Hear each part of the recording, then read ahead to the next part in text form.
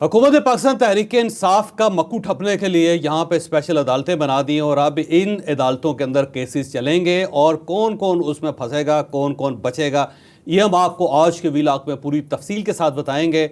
और chief justice Islamabad high court के ख़िलाफ़ एक रेफरेंस दायर कर दिया पाकिस्तान तहरीक इंसाफ ने। क्यों किया, कैसे किया और क्या पाकिस्तान तहरीक इंसाफ उससे इस्टेब्लिश करना चाहती है, ये भी हम आपको आज के व्लॉग में बताएंगे।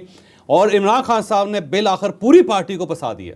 पूरी पार्टी कैसे फंसी है ये भी आपको इसी व्लॉग में बताया जाएगा। और इमरान खान साहब के कहने पे दुनिया में एक यूनिक किस्म की भूख हड़ताल शुरू हो गई है और पूरी दुनिया में इससे बेहतर मिसाल भूख हड़ताल की नहीं मिलती। क्यों नहीं मिलती ये भी हम आपको आज के व्लॉग में बताएंगे। और आज के व्लॉग से हम एक नया सिलसिला शुरू कर रहे हैं। आपके जो कमेंट्स हैं उनमें से कुछ लोगों के जवाब देना शुरू करेंगे। हमारा जो हर व्लॉग होगा उसके आखिर में किसी एक साहब का या किसी खातून का जो सवाल है उसका जवाब होगा। तो हम आज से वो सिलसिला भी शुरू कर रहे हैं। इस व्लॉग के आखिर में आप मुलाहिज़ा कीजिएगा जो सवाल आपने किया उसका जवाब क्या हो सकता है। लेकिन व्लॉग की तरफ जाने से पहले मेरी आपसे रिक्वेस्ट है कि आप चैनल को सब्सक्राइब ज़रूर कीजिएगा और ये जो बेल आइकन है उसको ज़रूर प्रेस करें क्योंकि इससे आपको नोटिफिकेशन मिलेगा। नोटिफिकेशन मिलेगा तो आप हमारे साथ जुड़ेंगे और यही वो फेवर है, यही वो सपोर्ट है जो आप हमारी कर सकते हैं। और फ़र्क का ख्याल ये है कि हम आने वाले महीने में यानी अगले 15 दिन के अंदर अंदर बाकी 40,000 भी पूरे करके तो हम इसे 4 लाख पे ले जाएंगे। अब पता नहीं ये कैसे करेंगे, ये तो यही बताएंगे आपको कि 40,000 कैसे इंक्रीज़ हो सकते हैं सब्सक्रिप्शन और कैसे हम 4 लाख तक पहुंच सकते हैं। अस्सलाम वालेकुम नाजरीन, मैं हूं फ़ारूक अब्बास। चौधरी साहब से आपने सुन लिया जी कि हमें अब मज़ीद सब्सक्राइबर चाहिए और उन्होंने ये भी आपको बता दिया कि मैंने कहा मेरी इज़्ज़त का सवाल है, लाइक शेयर सब्सक्राइब आपने ज़रूर करना है।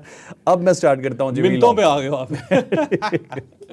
अब जी मुख्तलिफ कवानीन हैं दुनिया में और पाकिस्तान में भी इसी तरह के कुछ खास कवानीन होते हैं कि जैसे 780A का कानून लग जाता है दहशतगर्दी के हवाले से, आर्टिकल 6 होता है। इसी तरह का एक खास कानून है पीका, वो पाकिस्तान में लगने जा रहा है। क्यों लग रहा है, किस पे लग रहा है, किससे उसको नुकसान होने वाला है, ये पूरी डिटेल आप इस व्लॉग में जानेंगे। अच्छा, अब इशू ये है कि ये तो कानून बना था कि हद तक की इज़्ज़त है, कोई आदमी किसी के ख़िलाफ़ कमेंट कर देता है, कोई स्टेट के ख़िलाफ़ कोई तासरात दे देता है, सोशल मीडिया के ऊपर कोई ऐसी एक्टिविटीज़ आ जाती हैं जिससे पाकिस्तान को नुकसान हो सकता है। तो ये कानून तो बना था कि पाकिस्तान के अंदर से इन चीज़ों को निकाला जाए, लेकिन अब उसका सबसे बड़ा जो विक्टिम है वो पाकिस्तान तहरीक इंसाफ बनने वाली है।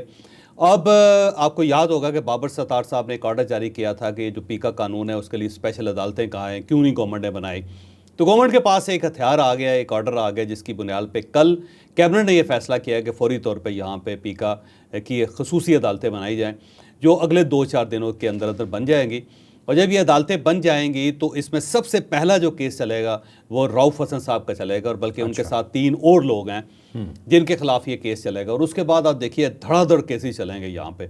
पंजाब के अंदर जो है स्पेशल कानून जो मैडम चीफ मिनिस्टर ने वहाँ पे बनाया, हद के इज़्ज़त का कानून, वो पास हो गया, वहाँ पे भी चलने शुरू कर देंगे। और इस्लामाबाद के अंदर तो ऐसे ऐसे लोगों को गिरफ्तार करके अदालतों के अंदर पेश किया जाएगा कि आप हैरान ही रह जाएंगे। और उसके बाद ये जो 9 मई का इशू था वो भी यहाँ पे डिस्कस होगा कि किसने मैसेज बनाया था, किसने मैसेज रिलीज़ किया था, किसने उसको फैलाया था, किसके कहने पे लोग वहाँ पहुँचे थे, किसने क्या किया था। तो ये जो पीका कानून है बस आप देखें आने वाले दिनों में इस पर होता क्या है। तो पाकिस्तान तहरीक इंसाफ अब इस मामले में फंसने लगी है। और जो पहले डिजिटल टेररिज्म आपने सुना था, तो अब डिजिटल टेररिज्म के ऊपर मुकदमात बन रहे हैं और ये गवर्नमेंट ने बाकायदा क्लैरिटी के साथ बता दिया है कि नो मोर, एब्सोल्युटली नॉट। अब ये बर्दाश्त नहीं होगा कि आप स्टेट के ख़िलाफ़ कोई एक नैरेटिव डेवलप करें और उसके बाद आपकी जान बख्शी जाए। तो पाकिस्तान के अंदर जो हैंडलर हैं उनको गिरफ़्तार किया जाएगा और जो मुल्क से बाहर हैं उन तक भी ये हीट पहुँचेगी और वहाँ पे बाकायदा उनके ख़िलाफ़ FIR करवाई जाएंगी और हमारी जो एम्बेसीज़ हैं वो एक्टिव होंगी। वहाँ फ़र्ज़ करें कि अमेरिका के अंदर एक पाकिस्तानी बैठा हुआ है या एक अमेरिकन सिटीज़न बैठा हुआ और पाकिस्तान के ख़िलाफ़ अगर वो वहाँ पे बात कर रहा है या कोई फेक न्यूज़ फैला रहा है तो वहाँ पे भी उनके ख़िलाफ़ केसेस किए जाएंगे। और वहाँ पे ठीक ठाक मुकदमात आपको पता ठुक जाते हैं, वहाँ पे तो सज़ाएँ भी होती हैं और लंबे पैसे देने पड़ते हैं। तो अमेरिका के अंदर, कनाडा के अंदर, ऑस्ट्रेलिया के अंदर, न्यूजीलैंड के अंदर, यूरोपियन कंट्रीज़ के अंदर अब जहाँ जहाँ पाकिस्तानी बैठे हुए हैं या एक्स पाकिस्तानी बैठे हुए हैं और वो इस टाइप का प्रोपेगेंडा कर रहे हैं पाकिस्तान के ख़िलाफ़, तो अब गवर्नमेंट सीधी होगी। और गवर्नमेंट को मेरा ख्याल है इस्टेब्लिशमेंट की तरफ से डंडा हुआ है कि जनाब आप लोग कर क्या रहे हैं, हमने आपको गवर्नमेंट बना के दे दी, अब आप गवर्नमेंट हैं तो कहीं ना कहीं तो आप पाँव लगाएं। आप ना सिस्टम को ठीक कर रहे हैं, ना आप इन्वेस्टमेंट लेके आ रहे हैं, ना आप अदलिया को मैनेज कर पा रहे हैं, ना आप इमरान खान साहब का मक्खू ठप रहे हैं, तो आप कर क्या रहे हैं? तो अब उसके बाद गवर्नमेंट के पास क्योंकि ज़्यादा स्पेस नहीं है, तो उन्होंने अब ये अदालतें बना दी हैं और आने वाले दिनों में देखिएगा कि कैसे कैसे शुरफा जो हैं वो काबू आएंगे और उसके बाद उन्हें अदालतों के अंदर जवाब देना पड़ेगा। तो रऊफ़ हसन साहब जो हैं वो पहले मुजरिम होंगे जो डिजिटल टेररिस्ट डिक्लेयर होंगे और पीका के कवानीन के तहत पीका की खसूसी अदालतों में उनका ट्रायल होगा और उन्हें साबित करना पड़ेगा कि जनाब ये आप क्या करते रहें, क्योंकि उन्होंने, आपको याद होगा कि इमरान खान साहब के जो बयानात हैं उनको बाकायदा सपोर्ट करते रहे वो, तो कहते रहे जी जो पाकिस्तान तहरीक इंसाफ की वेबसाइट पे इमरान खान का बयान चल रहा है वो बिल्कुल ठीक है। तो इस टाइप के उन्होंने बयानात दिए हुए हैं। फिर बाकी आमिर फारूक साहब के बारे में जो कुछ उन्होंने कहा हुआ है, चीफ जस्टिस ऑफ पाकिस्तान के बारे में जो कुछ कहा हुआ है, ये सारी चीज़ें जो हैं अब खुलेंगी। रऊफ़ हसन साहब फंसेंगे और साथ उनके दूसरे 3 साथी जो हैं वो भी फंसेंगे। उसके बाद आप देखें लाइनें लग जाएंगी यहाँ। अच्छा चौधरी साहब, एक चीज़ मुझे इसमें बताइएगा कि डिजिटल टेररिज्म की जो टर्म है, जैसे ओवरसीज़ पाकिस्तानी जो इस तरह की कोई हरकत कर रहा है, क्या उसका शनाख्ती कार्ड भी ब्लॉक हो सकता है अगर वो ड्यूल नेशनल है तो? हो तो सकता है कुछ भी, लेकिन शनाख्ती कार्ड की तरफ नहीं जाएंगे। अब उनके लोगों को गिरफ्तार किया जाएगा अगर उसका कोई हैंडलर है यहाँ पे जो पाकिस्तान से मैसेज बना के भिजवाई जा रहा है, क्योंकि ये कंटेंट डेवलपमेंट होती है ना जी बाकायदा। उसके अंदर आपको पता होगा फ़ोटोशॉप होती है, उसके अंदर एक मैसेज क्रिएट किया जाता है, फिर उसके ऊपर तस्वीर लगती है, तस्वीर लगने के बाद उसको फॉरवर्ड किया जाता है, फिर बाहर व्हाट्सएप ग्रुप बने हुए हैं, वहाँ से वो तस्वीरें उठाते हैं, उनको फिर अपने पेजेस पे शेयर करते हैं, उसके बाद उसको फैलाया जाता है। तो पूरा एक सिस्टम है और उस सिस्टम को क्योंकि गवर्नमेंट ने अब ब्रेक करना शुरू कर दिया है, उन लोगों तक पहुँच के बहुत सारे लोग पाकिस्तान तहरीक इंसाफ के अंदर के लोग हैं जिन्होंने खुद वादा माफ़ गवाह बनने का फ़ैसला किया है और अब वो स्टेट के साथ राब्ते में है। तो अब वो अंदर से लंका ढा रहे हैं। तो ये जो अंदर से लंका ढाई जा रही है उसका नुकसान पाकिस्तान तहरीक इंसाफ को बहुत ज़्यादा हो रहा है। ठीक है, अपने अगले टॉपिक की तरफ चलते हैं। जस्टिस आमिर फारूक साहब के हवाले से एक बहुत बड़ी खबर आई है, इसकी पूरी डिटेल क्या है ये आपको जावेद चौधरी साहब से जानने को मिलेगा। अब जस्टिस आमिर फारूक साहब जो हैं वो मेरा ख्याल है मोतदिल जज हैं और वो एक बहुत ज़्यादा आगे नहीं जाते। अगर वो पाकिस्तान तहरीक इंसाफ के ख़िलाफ़ हैं तो तब भी उनको स्पेस देते हैं, पाकिस्तान मुस्लिम लीग नून के ख़िलाफ़ होते हैं तब भी उनको स्पेस देते हैं। पुराने जज हैं, उन्होंने पाकिस्तान मुस्लिम लीग नून के ख़िलाफ़ भी फ़ैसले किए हुए हैं, उन्होंने उनकी सपोर्ट भी फेवर में भी फ़ैसले दिए हुए हैं, पाकिस्तान तहरीक इंसाफ के ख़िलाफ़ भी फ़ैसले किए हुए हैं, पाकिस्तान तहरीक इंसाफ की हमायत में भी किए हैं। बस कल जब रऊफ़ हसन साहब का केस उनकी अदालत में गया तो रऊफ़ हसन साहब की फुल सपोर्ट कर रहे थे। वो बार बार पूछ रहे थे कि जनाब ये किस कानून के तहत आपने पाकिस्तान तहरीक इंसाफ के दफ्तर के ऊपर आपने कब्ज़ा किया है, वहाँ जाके आपने उसे सील किया है, आपने बंद किया, आपने क्यों वहाँ से सामान उठाया। फिर ये भी सवाल किया कि वाटर डिस्पेंसर जो है वो पुलिस क्यों उठा के ले गई। तो इस टाइप की, बल्कि उन्होंने कहा कि अगर अली बुखारी साहब वहाँ पे होते जो एडवोकेट हैं उस वक्त पाकिस्तान तहरीक इंसाफ के, तो क्या आपने उनको भी गिरफ्तार कर लेना था, या अगर मैं सड़क पे हूँ तो पुलिस तो इस तरह मुझे भी गिरफ्तार कर सकती। तो उन्होंने फुल पाकिस्तान तहरीक इंसाफ को सपोर्ट किया। इससे पहले भी आप देख लें बहुत सारे उन्होंने बेंचेज ऐसे बनाए। फिर जो पाकिस्तान तहरीक इंसाफ के सपोर्टर किस्म के जजेस जो एक इल्ज़ाम लगता है, उन्होंने 6 लोगों ने ख़त लिखा, तो बाकायदा उस ख़त को फॉरवर्ड किया उन्होंने जस्टिस आमिर फारूक साहब ने। फिर उन्होंने यहाँ पे एक PR डिपार्टमेंट बनाया और वहाँ से बाकायदा अलामिया जारी होता है, वहाँ से प्रेस रिलीज़ जारी होती है। तो बहुत ज़्यादा उन्होंने काम किया। तो मेरा भी ख्याल कि पाकिस्तान तहरीक इंसाफ को इस लेवल पे जाना चाहिए। सेम इसी तरह काजी फ़ायज़ ईसा साहब के साथ पार्टी बड़ी ज़्यादती कर रही है। आपको याद होगा कि उससे पहले उमर अताब बंदियाल साहब जो हैं, जिनके ऊपर इल्ज़ाम था कि वो पाकिस्तान तहरीक इंसाफ की को अंधाधुंध फेवर करते हैं, लेकिन उमर अताब बंदियाल साहब इलेक्शन नहीं करवा सके थे। आपको याद हो, फैसले उन्होंने करवा लिए, फैसले उन्होंने कर दिए, लेकिन इसके बावजूद पंजाब के अंदर खैबर पख्तूनख्वा के अंदर कबल इस वक्त इलेक्शन नहीं हो सके थे और वो रिटायर होकर घर चले गए, लेकिन फैसले के ऊपर अमल दरामद नहीं हुआ। प्राइम मिनिस्टर के खिलाफ तौहीन अदालत भी उन्होंने लगाई। उसके मुकाबले में काजी फ़ायज़ ईसा साहब को आप देख लें, काजी फ़ायज़ ईसा साहब ने बाकायदा इलेक्शन करवाए। मौलाना फजलुर रहमान साहब ये चाहते थे, पाकिस्तान पीपल्स पार्टी चाहती थी, पाकिस्तान मुस्लिम लीग नून चाहती थी कि अभी सरदस्त इलेक्शन ना हो, लेकिन उन्होंने ना सिर्फ इलेक्शन कमिश्नर को सामने खड़ा करके उन्होंने कहा कि आपने हर सूरत 90 दिन के अंदर अंदर इलेक्शन करवाने हैं और जाके सदर साहब के पास जाएं, जाके सदर साहब से तारीख लें और सदर साहब से तारीख लेके बाकायदा डंडा करवा के उन्होंने ये इलेक्शन करवाए 8 फरवरी के। अगर उस वक्त चीफ जस्टिस पाकिस्तान ना चाहते तो ये इलेक्शन नहीं हो सकते थे, आज भी इलेक्शन ना होते। इसके साथ साथ आप देख लें कि उमर अताब बंदियाल साहब जो है वो रिलीफ नहीं लेके दे सके पाकिस्तान तहरीक इंसाफ को एड़ी चोटी का जोर लगाने के बावजूद, और काजी फ़ायज़ ईसा साहब ने मखसूस सीटों पर बाकायदा एक फुल कोर्ट उन्होंने अदालत बुलाई और उसके अंदर फैसला हुआ, और अगर वो चाहते तो फैसला नहीं हो सकता था, 8/5 के ज़रिए फैसला होता, वो लिंगर ऑन कर देते। पाकिस्तान तहरीक इंसाफ क्या कर सकती थी, तो वहाँ पे उन्होंने बाकायदा करैक्टर शो किया। लेकिन उनकी ट्रोलिंग भी होती है टका के। तो काजी फायज ईसा साहब इनको पसंद नहीं है, यानी जस्टिस आमर फारूक पसंद नहीं है, और ये जो पंजाब के अंदर, लाहौर के अंदर जो नई चीफ जस्टिस बनी है और पाकिस्तान पंजाब की हिस्ट्री में पहली चीफ जस्टिस है, खातून है जो, वो भी इनको पसंद नहीं है। तो पाकिस्तान तहरीक इंसाफ मेरा ख्याल है अपनी मर्ज़ी के जजेस चाहती, और अपनी मर्ज़ी के सिर्फ जजेस नहीं चाहती बल्कि उनसे अपनी मर्ज़ी के फ़ैसले भी चाहती है। और किसी जगह किसी जज ने अगर वो फ़ैसला ना किया इनकी मंशा के मुताबिक, तो ये उसकी ट्रोलिंग शुरू कर देते हैं। तो आज जजेस जो हैं उनके लिए इज्जत बचाना मुश्किल हो गया। अब देखिए एडाक जजेस 4 नाम आए और ट्रोलिंग कर करके 3 जजेस को भगा दिया। अब उसका नुकसान क्या हो रहा है? उसका नुकसान ये हो रहा है कि जो जेल ट्रायल्स हैं, जो जेल पिटीशंस हैं, वो सारी की सारी पड़ी हुई हैं। 2014 से लेकर 2024 तक 10 साल से जेल पिटीशंस जो हैं वो पेंडिंग पड़ी हुई हैं, और उसमें बेशुमार ऐसे लोग हैं जो अंदर जेल के अंदर ही फौत हो गए, और बहुत सारे ऐसे हैं जो बेगुनाह पड़े हुए हैं 10 साल से। तो मेरा ख्याल है एडाक जजेस अगर 20 भी हों, 50 भी हों, तो करने चाहिए, करके ताकि ये जो केसेस हैं वो निपट जाएं। ऐसा महसूस होता है कि जो हमारी सुप्रीम कोर्ट ऑफ पाकिस्तान है वो सिर्फ और सिर्फ सियासी फैसले कर रही है, सियासी केसेस को टेकअप कर रही है, और जो रियल इश्यूज़ हैं उनको तो कोई टच नहीं कर रहा। तो जितने भी ढाक जजेस हों एक बार अपॉइंट करके ये जो 57,000 केसेज है उनको निपटाएं, ताकि सुप्रीम कोर्ट ऑफ पाकिस्तान का मैस ख़त्म हो। लेकिन उस तरफ जाने के बजाय ये रोज़ किसी न किसी जज के ख़िलाफ़ रेफरेंस कर देते हैं। अब 3 जजेस बचे थे इस्लामाबाद हाई कोर्ट में जिनके खिलाफ रेफरेंस नहीं हुए, तो उसमें एक और जज के खिलाफ हो गया, तो 2 बचे हैं।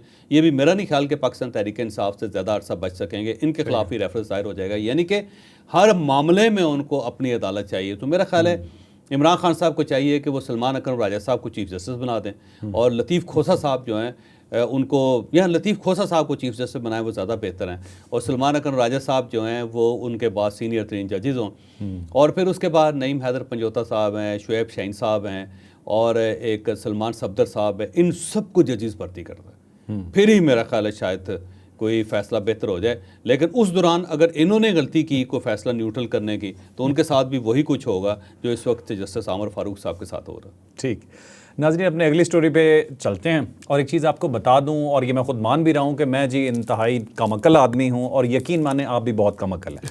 और मैं आपको ये भी बता दूं कि चौधरी साहब भी को बहुत ज़्यादा समझदार बंदे नहीं हैं। ये सब बातें मैं आपसे क्यों कह रहा हूँ, हमें मालूम ही नहीं जी भूख हड़ताल होती क्या।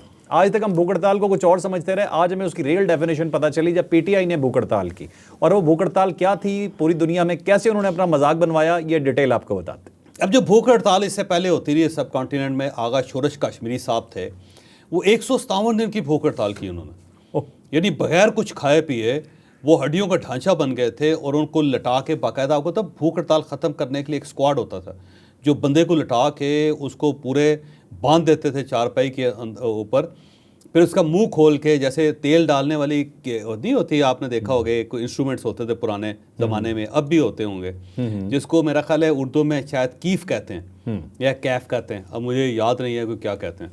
तो वो कैफ टाइप या कीफ टाइप होती है, वो उसका मुंह खोल के उसके अंदर फिट करके ना ऊपर से लिक्विड फूड जो है उसके मुँह में डाल दी जाती है, और उसको हिलने नहीं देते, और नीचे से जो भूख हड़ताली होता है वो ऐसे ऐसे हिल के कोशिश कर रहा होता है कि खुराक उसके मुँह में न जाए। तो इस टाइप की भूख हड़ताल सब कॉन्टिनेंट में होती थी, लोग मर जाते थे भूख हड़ताल के अंदर। पाकिस्तान तहरीक इंसाफ ने अजीब भूख हड़ताल की। इससे पहले इमरान खान साहब ने कहा कि जी मैं तो भूख हड़ताल पे जा रहा हूँ, और ये बाहर आके उन्होंने सब ने मशहूर भी कर दिया। मैंने उस वक्त भी कहा था कि इमरान खान साहब सरदस्त भूख हड़ताल नहीं करेंगे, वो बड़े हेल्थ कॉन्शियस है, उनको पता है कि सेहत कितनी कीमती चीज़ होती है, वो सर्दियों के मौसम में करेंगे। अगर उन्हें ज़रूरत पड़ी तो अक्टूबर के महीने में जब स्वेटिंग नहीं होती और ये जो होता है ना जान हल्कान हुई होती है इस मौसम में, इसमें वो गलती नहीं करेंगे, और करेंगे तो या तो ऐसे मौसम में करेंगे जिसमें रोज़े रखे जा सकें ताकि भूख हड़ताल भी हो और साथ सवाब भी हो जाए, और दूसरा ऐसे मौसम में करेंगे जिसमें स्वेटिंग ना हो। तो अब देख लें उन्होंने नहीं की। तो अब लोग उनसे पूछ रहे थे आप भूख हड़ताल कब करेंगे, तो उन्होंने कहा जी मेरे बिहाफ पे मेरी पार्टी करेगी। उन्होंने पूरी पार्टी को फंसा दिया, और फिर पार्टी से कहा जी आप भूख हड़ताल करें। तो कल कौमी असम्बली में उनके लोग खड़े हुए बाहर आए, उन्होंने दरियाँ बिछाई हुई थी, और उसके ऊपर उन्होंने कहा जी अलामती भूख हड़ताल करें। भाई भूख हड़ताल होती है, अलामती कौन सी होती है? और उस पर उन्होंने कहा कि जी 3 बजे स्टार्ट करेंगे, 7 बजे ख़त्म कर देंगे। और वो पूरी दुनिया में मजाक हो रहा है कि यार कौन सी भूख हड़ताल है जो लंच करने के बाद स्टार्ट होती है, डिनर से पहले ख़त्म हो जाती है। और वैसे नुक्ता तो बड़ा दिलचस्प है कि चलें आप 9 बजे 10 बजे तक की कर लें, आप में से बहुत सारे लोग होंगे जो लेट डिनर करते हों, तो उस वक्त तक लंबा कर लें उसको। मुझे लगता है पाकिस्तान तहरीक इंसाफ की जो जमात है ना, ये कुछ ऐसे लोग तलाश करेगी जिनके खिलाफ हों, जिनसे जान छुड़ाना चाह रहे हो, तो उनसे कहेंगे जी ये अब भूख हड़ताल करेंगे, उनको वहाँ लटा के उनके साथ कैमरे लगा देंगे कि ये खा पी ना सके, और बाकी लोग जो आएंगे तकरीरें करेंगे, खैमे के पीछे जाएंगे, अंदर जाएंगे, खाना खाएंगे, फिर आके बैठ जाएंगे। तो ये अजीब सा एक मजाक पाकिस्तान तहरीक इंसाफ ने कर लिया है, और उसके बाद वो कह रहे हैं कि इस टाइप की भूख हड़ताल पूरी दुनिया में की जाएगी। तो यार ये अजीब काम है। अगर भूख हड़ताल करनी तो बाकायदा करें, और वो हमेशा जो शख्स जेल के अंदर होता है वो करता है। तो इमरान खान साहब को करनी चाहिए, बजाय इसके कि वो बाकी जो लोग आराम से ज़िंदगी गुजार रहे हैं, बाहर बैठे हुए हैं, उन सबको कहेंगे जी आपका खाना बंद है। ऐसा नहीं हो सकता। बल्कि तो एक और बड़ा दिलचस्प वाक़या है कि सब कॉन्टिनेंट में अल्लामा अनायतुल्लाह मशरकी होते थे, खाकसार उनकी एक जमात होती थी, उनके साथ एक साथी होते थे उनके, जैसे यहाँ पे फैसल जावेद है ना इमरान खान साहब के साथ, तो उनके साथ भी एक मौलाना होते थे। अच्छा, मौलाना जो थे ना वो हर वक्त भूखे रहते थे, उनको ना हर वक्त खाने की तलब रहती थी, और जो भी खाना उनके सामने रखा जाता वो खा जाते, चट कर जाते थे, और उन्हें मुर्गी खाने का बहुत ज़्यादा शौक़ था। तो एक बार अल्लामा अनायतुल्लाह मशरकी साहब ने देखा कि वो बड़े मज़े के साथ मुर्गी पका रहे हैं, और जितनी मोहब्बत के साथ मुर्गी पका रहे हैं ना, बस वो उस पर आशिक होने को दिल करता था। देसी घी के साथ वो बाकायदा मुर्गी पक रही है और लगे हुए हैं, तो साथ ही उनका जलसागाह थे। तो वहाँ मौलाना अनायतुल्लाह मशरकी गए और उन्होंने कहा जी लें जी मैंने भूख हड़ताल करने का ऐलान कर लिया। और उससे पहले उन्होंने कहा जी उससे पहले मेरा एक दोस्त है जिसने कहा है कि मैं आपके बिहाफ पे भूख हड़ताल करूँगा, और उसके बाद मैं करूँगा अगर वो बच गए तो। और साथ ही उन्होंने मौलाना को बुलाया कि इधर तशरीफ़ लाएँ, उनको सामने खड़े हो कहा जी लें जी इस वक्त से इनकी भूख हड़ताल स्टार्ट है। अब मौलाना का रंग फक हो गया, वो बड़े परेशान हो गए क्योंकि पीछे तो मुर्गी पकाई हुई थी उन्होंने। और उसके बाद उन बेचारों को स्टेज पे बिठा दिया, उन्होंने कहा जी बस ये बैठे हुए हैं और बाकी ज़ायरीन सामने बैठे हुए हैं। अब ज़ायरीन भी नहीं जा रहे और मौलाना भी बैठे हुए हैं, वो वहीं 3 दिन भूख हड़ताल करते रहे, पानी उनको देते थे लिक्विड, और साथ साथ वो पीछे देखते थे जहाँ मुर्गी पकी हुई थी वो खा गए लोग, और उसमें से आधी ज़्यादा मुर्गी तो मौलाना अनायतुल्लाह मशरकी साहब खा गए। तो ये जो लोग अपना बड़ा अच्छा लंच बना के बैठे हुए थे ना, मेरा ख्याल है पार्टी ने किस दिन ये करना है, उन सबको कहना है कि लें जनाब ये करेंगे। और जो पार्टी के पुराने लीडर्स हैं वो चाहेंगे कि ये काम वकला करें, और वकला ये चाहेंगे कि ये जो पुराने लीडर हैं जिन्होंने रोज़ फटा डाला होता है, भूख हड़ताल जो है इनके गले में डाल दी जाए। तो ये एक उल्टा मजाक बना लिया पार्टी ने, ना करते तो ज़्यादा अच्छा। मतलब कम से कम 157 दिन की तो होनी चाहिए। 157 दिन रिकॉर्ड टूटना चाहिए आगा शोरज कश्मीरी का। ठीक, नाज़रीन अपने अगले टॉपिक की तरफ चलते हैं। एक जगह जी पार्टी ने खान साहब को, मतलब क्या कह सकता हूँ कि क्या कह दिया, भूख हड़ताल 2 नंबरी में थोड़ी सी ले गया। और इसी तरह से इमरान खान साहब ने भी पार्टी के साथ कुछ वैसा ही किया कि इमरान खान साहब ने पूरी की पूरी पार्टी अपनी फंसा दी।